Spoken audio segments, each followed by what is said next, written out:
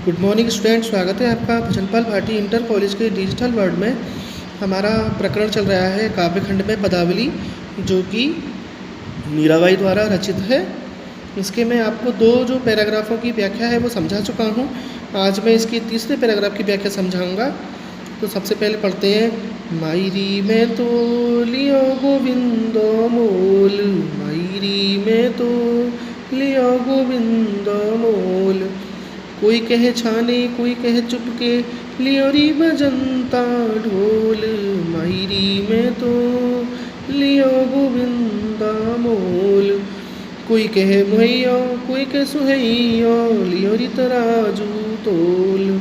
कोई कहे कारो कोई कहे गोरा, लियोरी अमोलक मोल। मायरी में तो लियो गोविंदा मोल। याही को सब जानत है, लियोरी आँखी खोल। मीरा को प्रभु दर्शन दीन्यो, मीरा को प्रभु दर्शन दीन्यो। पूरब जन्म का कौल, मायरी में तो लियो गोविंदा मोल। इसका जो प्रसंग है, इस पद में मीराबाई जी कहती हैं कि मैंने तो श्री कृष्ण को मोल ले लिया है, और क्योंकि मैंने श्री कृष्ण को जब खरीद कर लिया है तो उन पर मेरा पूरा अधिकार है। ये इसका प्रसंग हो गया। आगे कह रही हैं कि मायरी में तो लिया गोविंदा मोल। हे मैया, मैंने तो श्री कृष्ण को मोल खरीद लिया है। मैंने श्री कृष्ण को मोल खरीद लिया है। किसी वस्तु को कोई खरीद कर लेता है तो कोई छिपा कर करता है खरीदारी किसी वस्तु की, तो कोई चुपचाप करता है। लेकिन मैंने तो इसे खूब ढोल बजा करके, यानी डंके की चोट पर खरीदा है। कह रहे हैं कि कोई के छाने कोई के चुपके। कह रहे हैं कि कोई किसी वस्तु को छीन करके खरीदता है और कोई चुपचाप खरीदता है, लेकिन मैंने तो इन्हें डंके की चोट पर, यानी खूब ढोल बजा करके खरीदा है। कोई के मुहैया, कोई कह रहा है कि जो खरीदी हुई वस्तु है वो महंगी है, और कोई कह रहा है कि जो खरीदी हुई वस्तु यानी जो श्री कृष्ण है वो सस्ते में ही खरीद लिए हैं। लेकिन मैंने तो अपनी इस वस्तु को तराजू में तोल करके, यानी खूब अच्छी प्रकार से जांच परख करके खरीदा है। कोई कहे कारो कोई कहे गोरो, लियोरी अमूलक मूल।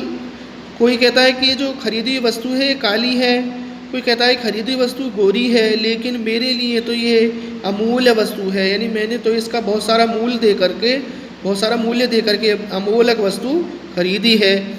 याही को सब जानत है, लियोरी आँखें खोल। यानी मेरी जो खरीदी हुई वस्तु है उसके बारे में ये सारा संसार अब जान चुका है। लियोरी आँखें खोल, मैंने तो खूब आँख खोल करके ये वस्तु खरीदी है। यानी इस वस्तु को खरीदने में बिल्कुल मैं खरी उतरी हूँ। लोगों को मेरे इस सौदे की सच्चाई अब समझ में आने लगी है। अब सभी जान गए हैं कि मैंने श्री कृष्ण को खूब आँख खोल करके खरीदा है, सोच विचार खरीदा है। किसी को इस बात का, मीरा के प्रभु दर्शन दीने पूर्व जन्म का कौल। कह रही है कि किसी को भी इस बात का जरा सा भी आभास नहीं है कि भगवान श्री कृष्ण ने अपने पूर्व जन्म की प्रतिज्ञा के कारण ही मुझे दर्शन दिए, यानी मेरे पूर्व जन्मों के फल ही हैं जो श्री कृष्ण ने मुझे अपने दर्शन दिए हैं। एक बार फिर सुन लीजिए। ये कह रही है कि हे मैया, मैंने तो श्री कृष्ण को, यानी भगवान श्री कृष्ण को मोल खरीद लिया है। कोई किसी वस्तु को चुपके से खरीदता है तो कोई छीन कर खरीदता है, लेकिन मैंने तो इसे खूब ढोल बजा करके डंकी की चोट पर खरीदा है। कोई कहता है कि ये जो खरीदी वस्तु है महंगी है, तो कोई कहता है श्री कृष्ण जो खरीदी वस्तु है ये सस्ती है, लेकिन मैंने तो तराजू में तोल कर अच्छी प्रकार से जांच परख करके खरीदी है, और मैं इस खरीदी वस्तु में बिल्कुल खरी उतरी हूँ। कोई कहता है कि खरीदी वस्तु काली है, तो कोई कहता है गोरी है, लेकिन मैंने तो इसे खूब बहुत सारा धन दे करके ये अमूल्य वस्तु खरीदी है। ये संसार अब इस बात को भली भांति जान चुका है कि मैंने जो वस्तु खरीदी है वो मैंने आँख खोल करके खरीदी है।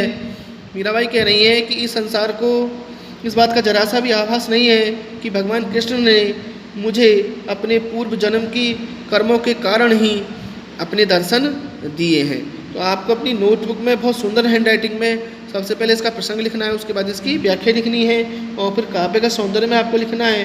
काव्य का सौंदर्य में जो भाषा है वो ब्रज भाषा है, ठीक है। भक्ति रस है, इसमें जो गुण है वो प्रासाद गुण है। अलंकार रूपक और अनुप्रास अलंकार है और जो छंद है वो स्वछंद है। चाहो तो आप गेय पद भी लिख सकते हैं। नेक्स्ट वीडियो में मैं अगला प्रकरण, इसी प्रकरण का अगला पैराग्राफ लेकर के आऊँगा। तब तक के लिए धन्यवाद।